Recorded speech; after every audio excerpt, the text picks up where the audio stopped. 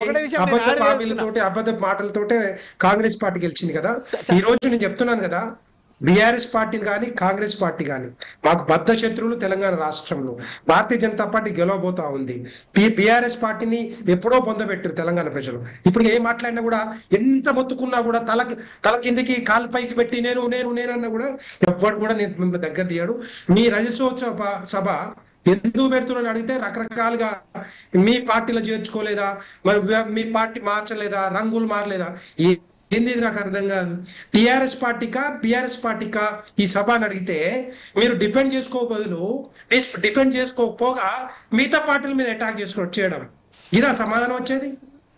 నేనేమడిగినా దేనికోసం మీరు చెప్దాం అనుకుంటున్నారు, ఏం చెప్దాం అనుకున్నారు, ఈ సభలో ఏం చెప్పాలనుకున్న తెలంగాణ ప్రజలకని అడిగితే మీ దాంట్లో ఈటల రాజేందర్ గారు చేర్చుకోలేదా, అరవింద్ ధర్మవీర చేర్చుకోలేదా, లేకపోతే రఘునందన్ రావు, వీళ్ళంతా ఉద్యమకారులు, వీళ్ళంతా మీరు ఉన్నారో లేదు, ఒక నిమిషం ఉండండి, ఒక నిమిషం, మీరు ఉన్నారో లేరో ఆ టైంలో ఈవెన్ నికార్స్ అయిన ఉద్యమకారుడు రఘునందన్ రావు గారు, అది మీకు తెలియాలి, అది మీకు తెలియాలి. ఈ కేసీఆర్ ఒక్కటి రాలే, కేసీఆర్ రాలే, మీరు మీరు మీరు మీరు మోసం చేస్తేనే బీజేపీలోకి వచ్చిండు, మీరు మోసం చేస్తే బీజేపీలోకి వచ్చిండు.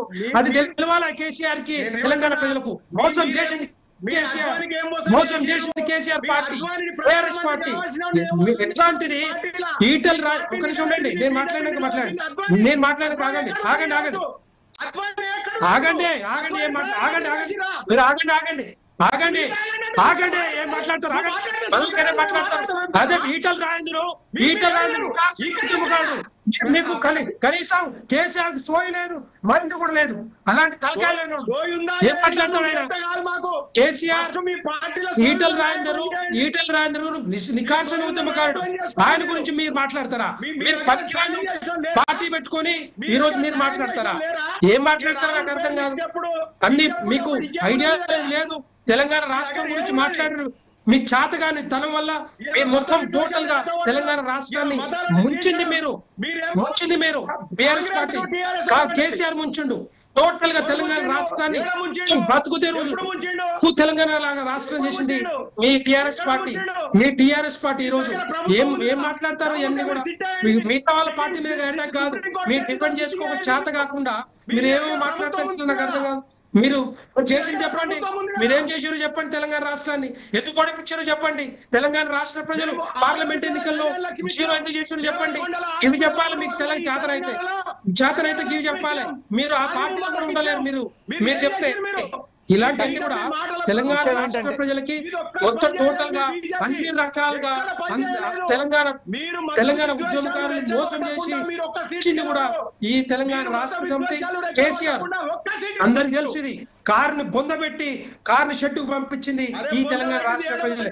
ఎప్పుడైతే ఆశలు ఆకాంక్షలు ఆశయాలు మొత్తం కూడా బొందబెట్టిరో అదే రోజు ఈ బీఆర్ఎస్ పార్టీలో బొందబెట్టారు.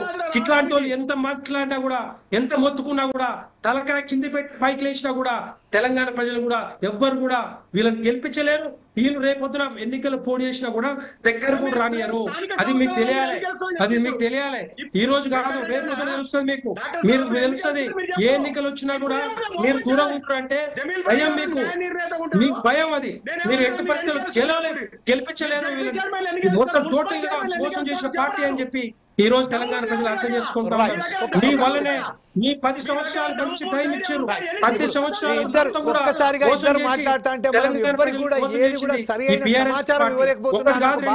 లక్షల కోట్ల దిగమింగింది ఈ బీఆర్ఎస్.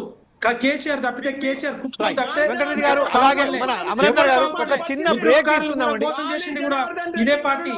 కేసీఆర్ మోసం చేసిండు. ఇవన్నీ కూడా తెలంగాణ ప్రజలకు తెలవాలి.